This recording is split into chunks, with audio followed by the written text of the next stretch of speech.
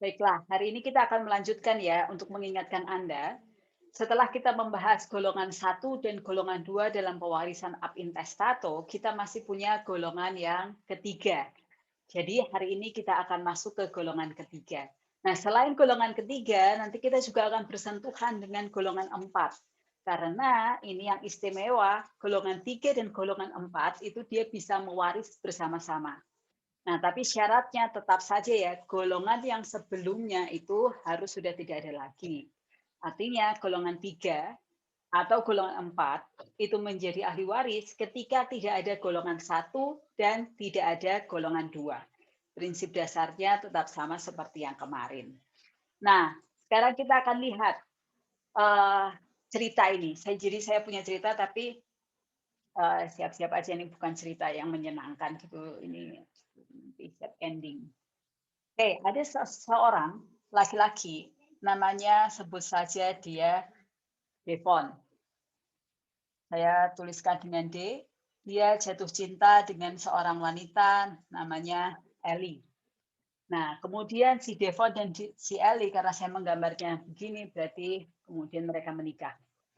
Nah, Ellie ini berasal dari sebuah keluarga yang masih lengkap. Dia masih punya papa dan punya mama. Nah, papa dan mamanya ini juga masih punya di atasnya, jadi si Ellie ini masih punya kakek dan nenek, namanya kakek dan nenek. Nah, demikian juga si Devon. Kedua orang tuanya masih ada, namanya ayah dan ibu.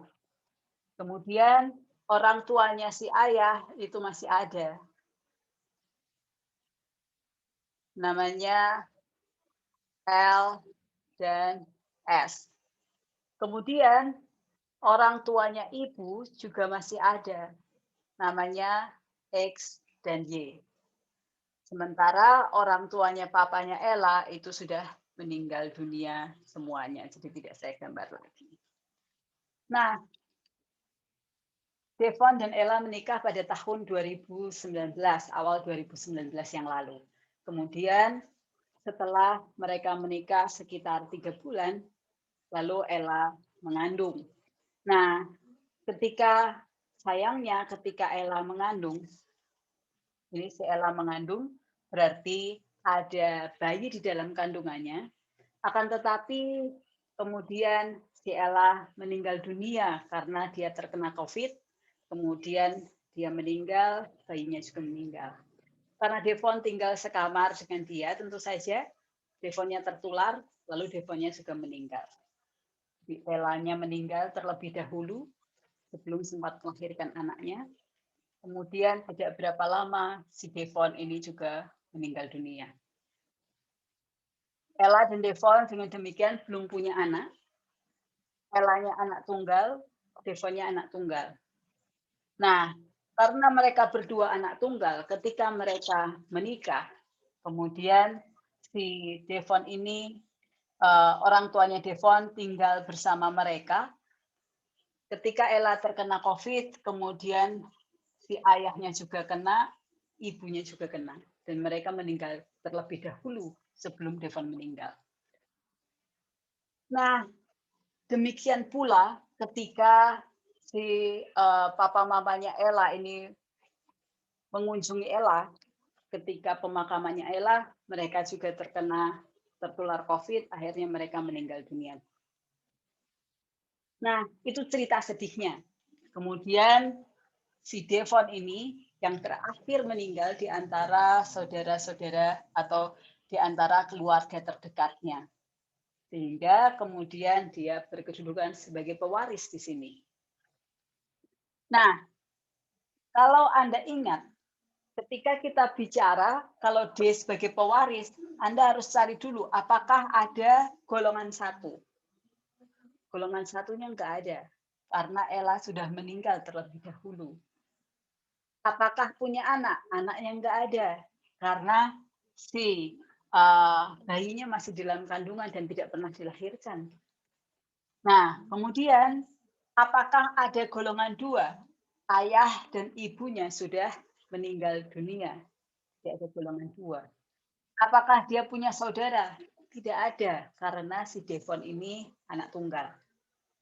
Jadi tidak ada golongan 1, tidak ada golongan 2. Mari kita mencari ke golongan 3. Kita bergerak ke golongan 3. Nah, kalau pewarisnya si Devon, Devon ini adalah anaknya si ayah dan anaknya si ibu. Nah, oleh karena itu, ini dikenal yang tadi disebut dengan cloving. Devon punya orang tua namanya ayah dan ibu. Ayah dan ibunya sudah meninggal dunia dan dia tidak punya saudara, maka tidak ada golongan 2. Nah, kita mencari siapa kemudian yang menjadi ahli warisnya Devon. Nah, di sini kita berangkat ke golongan 3, yaitu kakek dan nenek. Ini kan Devon, orang tua, ini kakek dan neneknya. Kakek dan neneknya Devon itu si L, F, X, dan Y. Nah, kakek nenek ini ada di sebelah ayah dan di sebelah ibu. Sehingga kalau kita kasih garis, maka garisnya menjadi seperti ini. Garis ayah karena dia berasal dari ayah, dan yang di sini garis ibu karena dia berasal dari ibu. Oke, jelas sampai di sini? Nah, sekarang saya tanya, K sama N, kira-kira Devon manggilnya K sama N, dia manggilnya apa? Si Devon ini manggil K dan N, dia panggil apa? K dan N ini apanya Devon?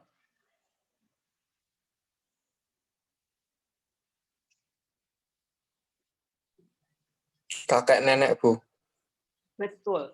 K dan N ini juga kakek neneknya Devon Herlambang, tapi kakek nenek yang berasal dari sebelah istrinya.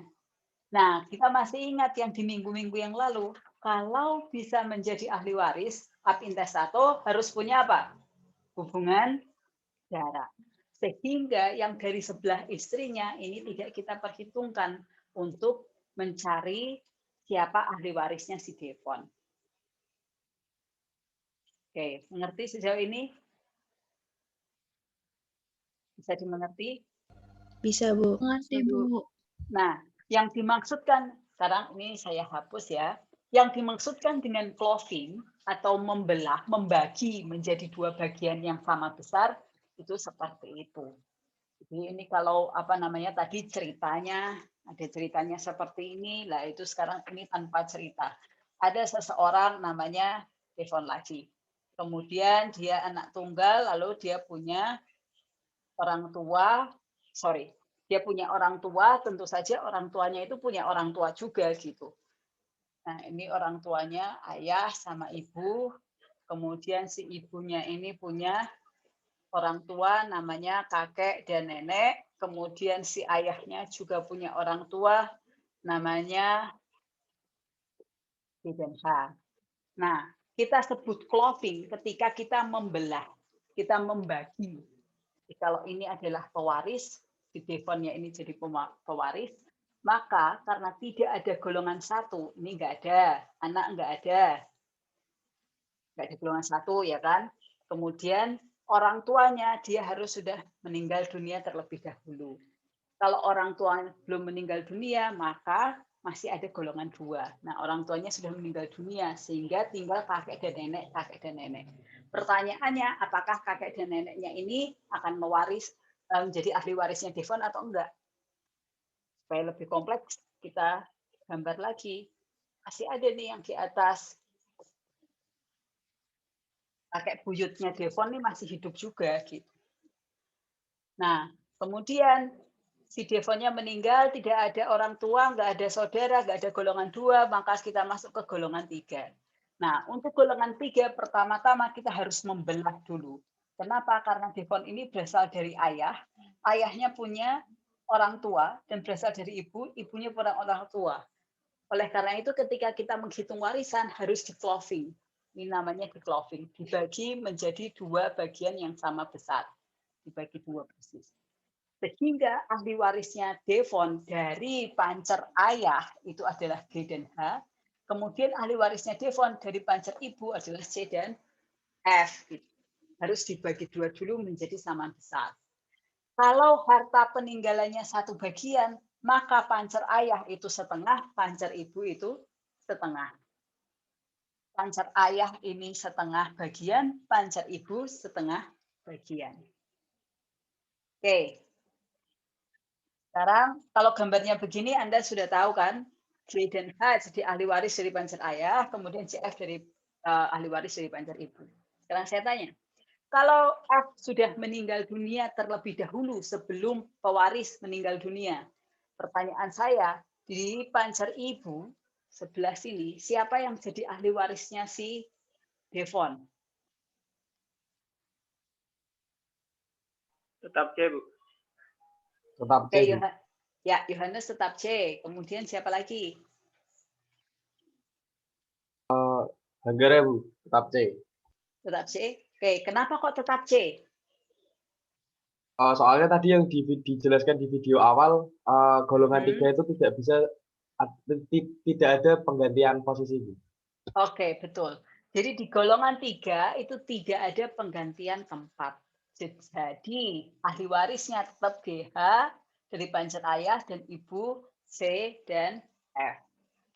Sorry, F-nya sudah meninggal sehingga C saja. Sekarang saya tanya, kalau seperti ini, siapa yang jadi ahli waris di pancer ibu? I dan J. Buyutnya, J. Bu. Sekarang kalau seperti ini gambarnya, siapa yang jadi ahli waris? Paman atau bibi? Lah nggak Boleh. ada. GH, Bu, sepenuhnya. Berarti nggak Betul, ada, ya. Bu. Iya, karena di sini nggak ada. Tadi kan ingat, kalau closing hartanya 1 bagian, lalu di sini setengah, kemudian di pancar ibu setengah. Nah, pancar ibunya nih habis, nggak ada orang lagi. Maka yang setengah ini dia pindah ke sini. Sehingga sepenuhnya yang jadi ahli waris, 1 bagian semuanya di pancar ayah, karena pancar ibunya nggak ada lagi. Oke, jelas sejauh ini?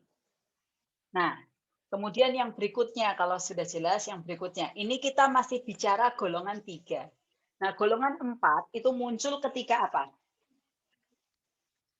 Dalam hal apa golongan 4 muncul? Tolong dibaca 858. Dalam hal apa muncul golongan 4?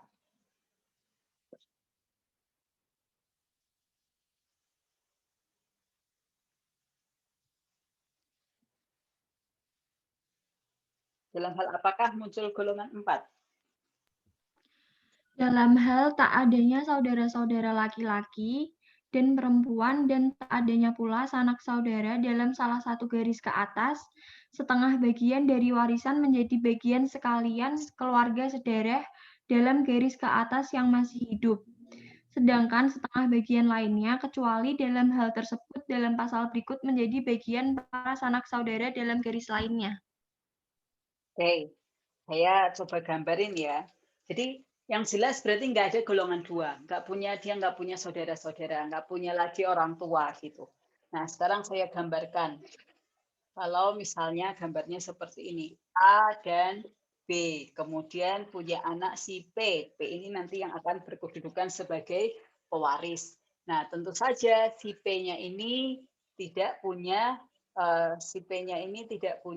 apa namanya, ahli waris golongan 1. Dia nggak punya istri, nggak punya anak. Kemudian P ini punya kakek dan nenek namanya C dan D. Lalu dia juga punya saudara namanya M. M ini menikah dengan Y, punya anak namanya N. Nah, sementara si A sama si B ini dari pancer ayah, orang tuanya juga masih ada namanya G dan H. Nah, G dan H ini dia punya orang tua lagi, namanya I dan J.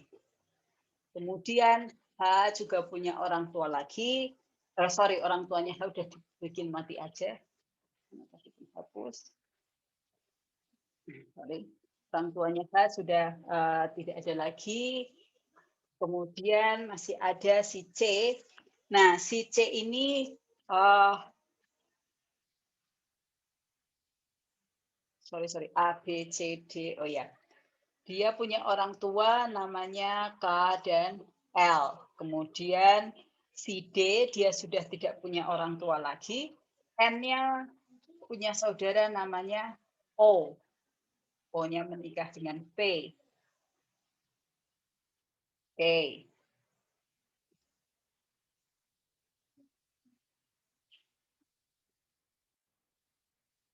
Nah, mari kita lihat.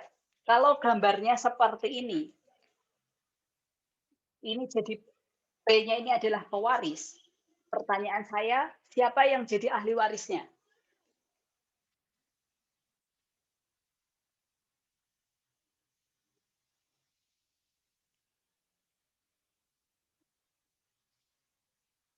Siapa ahli warisnya P kalau gambarnya kayak gini? A, B, D. ABD. Oke. A, B, D. Berarti itu golongan berapa? 2, Bu. Golongan Dua. 2. 2. Golongan 2 yang ayah dan ibu mewaris bersama satu orang saudara. Nah, sekarang ayah dan ibunya sudah meninggal terlebih dahulu sebelum si P meninggal dunia. Pertanyaannya, siapa yang jadi ahli warisnya P? GH dan CD. DH dan CD. Di sini kita sudah masuk golongan berapa? 3. Kita sudah masuk golongan 3. Sudah terjadi cloving. Berarti setengah bagian untuk pancar ayah, setengah bagian untuk pancar ibu. Nah, sekarang kalau ini Anda tahu ini golongan 3. Kalau saya matikan, Kalau misalnya si G sudah meninggal dunia terlebih dahulu, gitu, maka ahli warisnya di pancar ayah siapa? Bu. Ahli warisnya di pancar ayah tinggal si H. Nah, kalau yang di pancar ibu, ahli warisnya C dan D. Ternyata C dan D-nya sudah meninggal terlebih dahulu sebelum si pewaris meninggal dunia. Nah, kalau yang begini, siapa yang jadi ahli warisnya?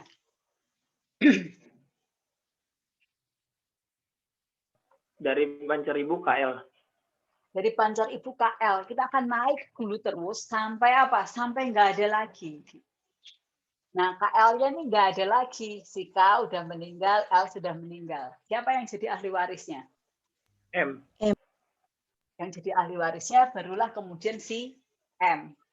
Nah, sekarang saya tanya, kalau M-nya udah meninggal dunia juga, siapa yang jadi ahli warisnya? Keturunan M. Oke, sekarang saya tanya dulu. Tadi Anda pas lihat video sudah disebutkan, bisa mewaris itu sampai derajat berapa? 6. Ke-6. Samping. Nah, berarti Anda harus hitung dulu. Derajat 6-nya sampai mana?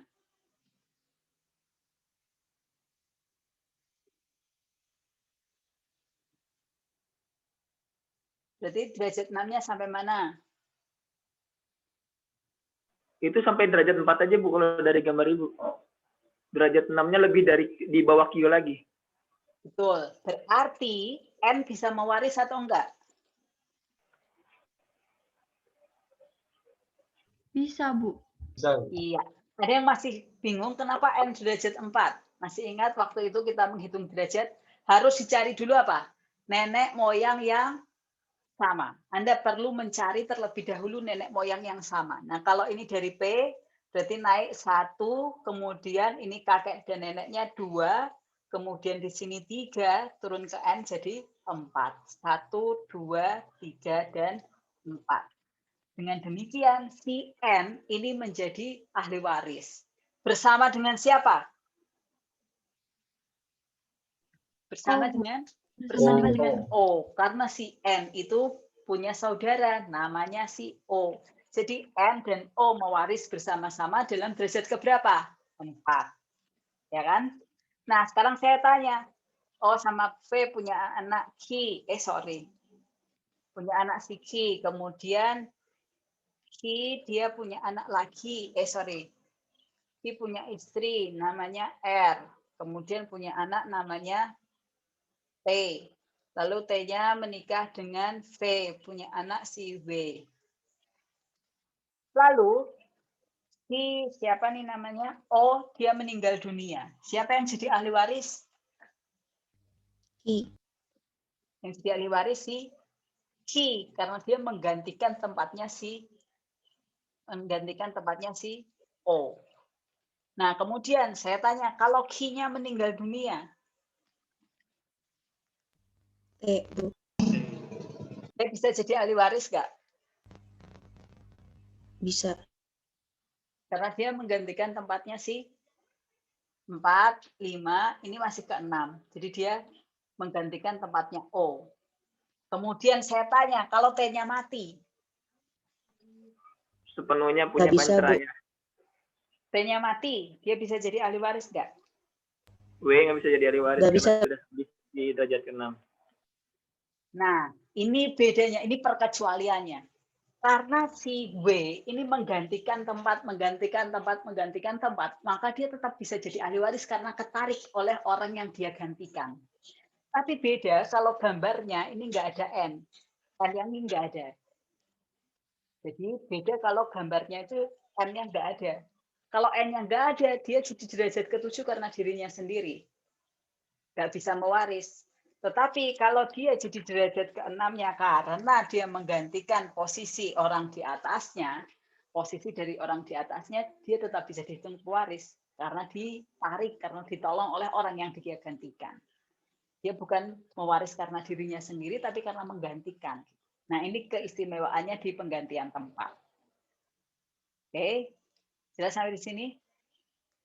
Nah, pewarisan yang sampai jauh sekali ini mungkin jarang sekali terjadi, terutama di Indonesia, karena di Indonesia orang masih punya anak banyak, punya saudara banyak, gitu, masih tahu siapa saudaranya, silsilahnya seperti apa, gitu, masih tahu, gitu. Tapi Anda boleh tanya ke Bu Silvi yang ajar Anda di praktik ya, gitu, dalam praktiknya seperti apa. Nah, sebelum kita lanjutkan, ada dulu yang ingin ditanyakan. Ada yang ingin ditanyakan? Saya sambil hapus. Kalau tidak ada yang ditanyakan, kita akan latihan sebentar. Saya akan menggambarkan, lalu salah satu dari antara Anda saya minta untuk menjawab. Kalau misalnya si A dan si B menikah, punya anak pewaris. Ini pewarisnya meninggal dunia karena dia pewaris, tentu saja dia meninggal dunia. Kemudian si B, dia punya orang tua namanya si C dan si D.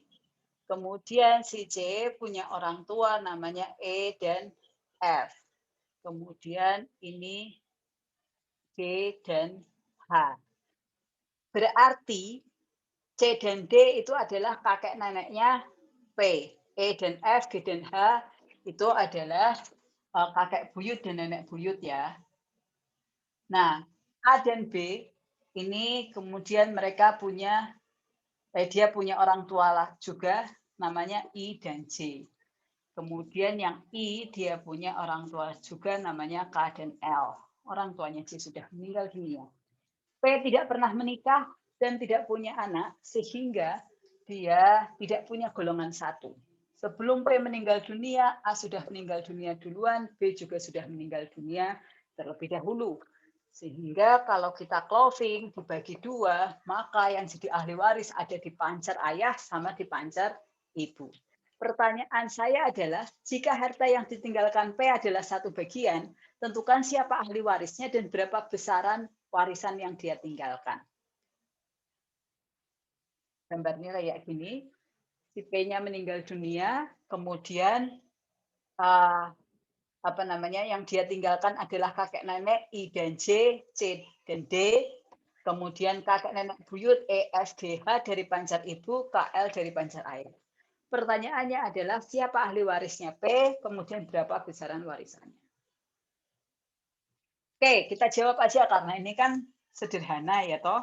Jadi mari kita jawab bersama-sama. Harta warisan. Harta warisannya tadi 1 bagian.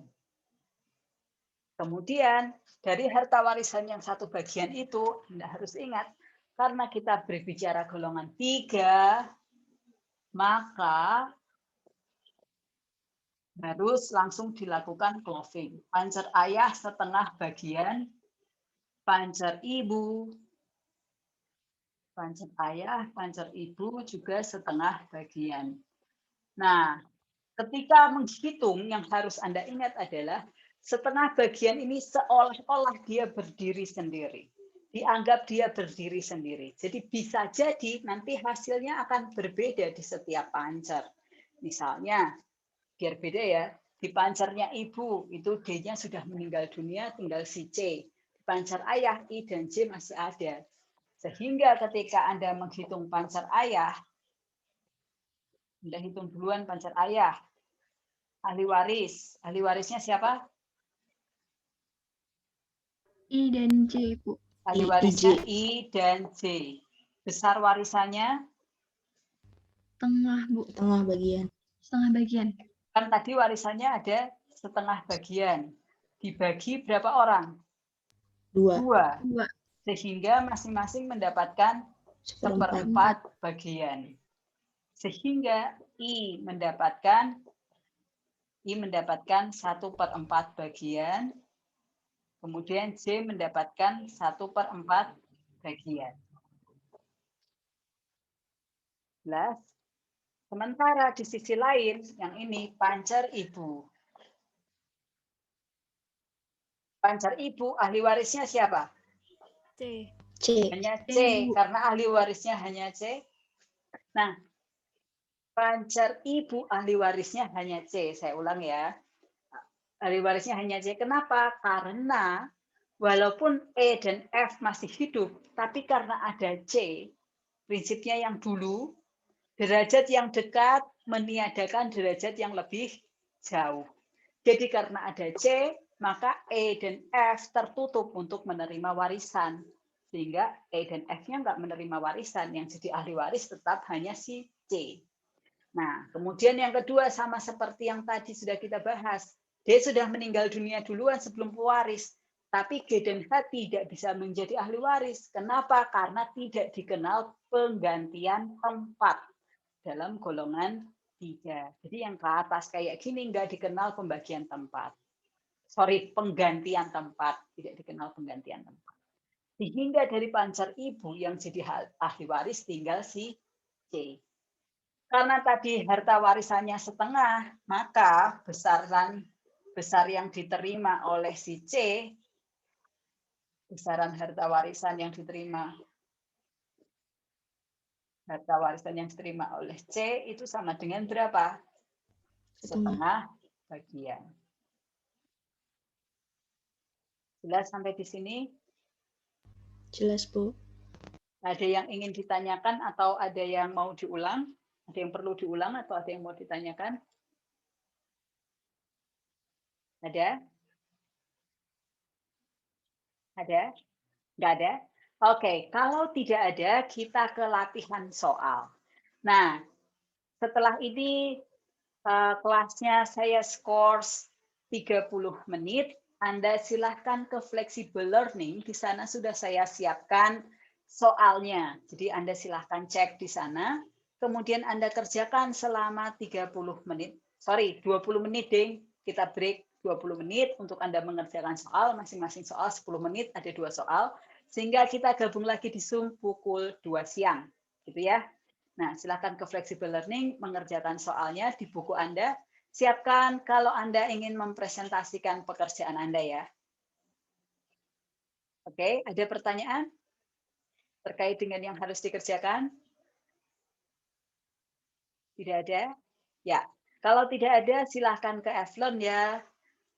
Lalu kerjakan soalnya, jam 2 kita gabung lagi di sini. Kalau Anda mau keluar dulu silahkan, Anda tetap mau join juga boleh karena kelasnya tidak ditutup.